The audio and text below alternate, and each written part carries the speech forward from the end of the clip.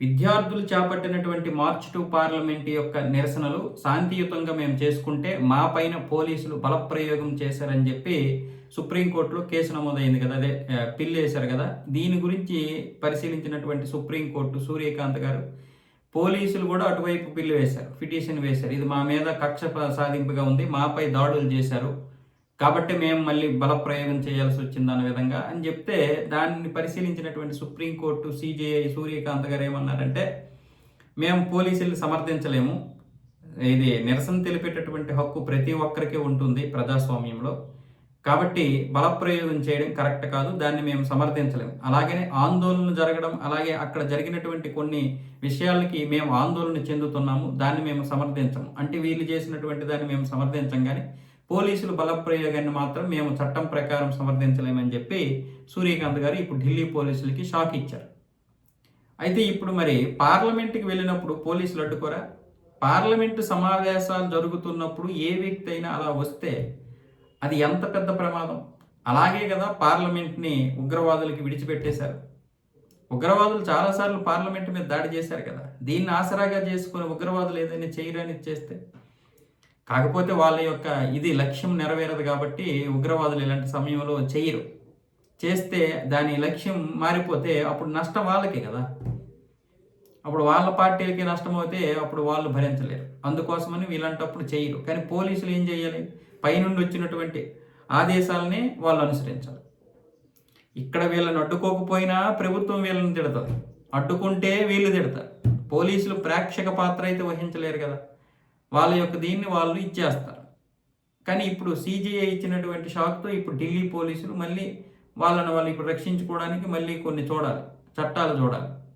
లేకపోతే విద్యార్థుల మీద చేసినటువంటి దాడికి పోలీసులు శిక్ష అనుభవించాల్సి వస్తుంది. కానీ ఇప్పుడు పోలీసులు 2900 మందిని పట్టుకున్నారు ఈ ఫేస్ రికగ్నైజ్ కెమెరా ద్వారా. పట్టుకుంటే అందులో 1000 మంది ఏమొచ్చేసి నేరస్తులే దొరికారు, హంతకులు దొరికారు. చివరికి అందులో 6 ఫోక్సో కేసులో కూడా ఉన్నటువంటి వారు ఉన్నారు. మరి వాళ్ళు ఏ విధంగా బెయిల్ మీద తిరుగుతున్నారో అర్థం కాలేదు. కానీ ఫోక్సో కేసులు ఉన్నాయి. 101 మందికి మర్డర్తో పూర్తిగా సంబంధాలు ఉన్నాయి. అంటే మర్డర్ చేశారనమాట, అభియోగాలు కాదు, మర్డర్ చేసినటువంటి వారి యొక్క హంతకులు. వాళ్ళు మర్డర్ చేసినటువంటి హంతకులు 101 మంది తిరుగుతున్నారు.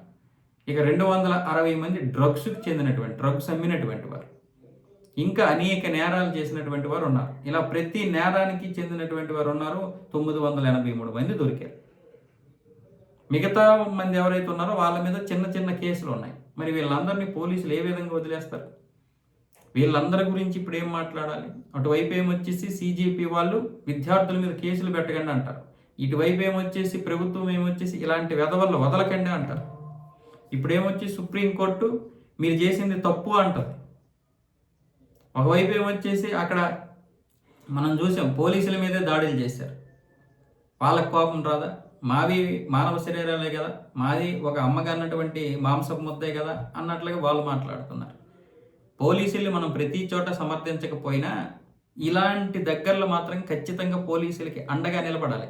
లేకపోతే రేపు పొద్దున్న ఎవడైనా వచ్చి ఎలాంటి నిరసనలు చేపట్టినా మనకెందుకు లేరా నాయనా, రేపు మళ్ళీ మనం ఈ కోర్టుల చుట్టూ తిరగలేమని చెప్పి వాళ్ళు చూసి చూడకుండా వదిలేస్తారు.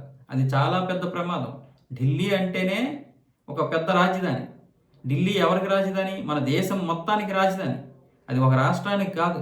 అలాంటి రాజధాని దగ్గర ఇలాగే ఉంటుంది. అయితే ఇప్పుడు అమిత్ షా గారు అయితే దీన్ని విడిచిపెట్టడానికి ఏం లేదు.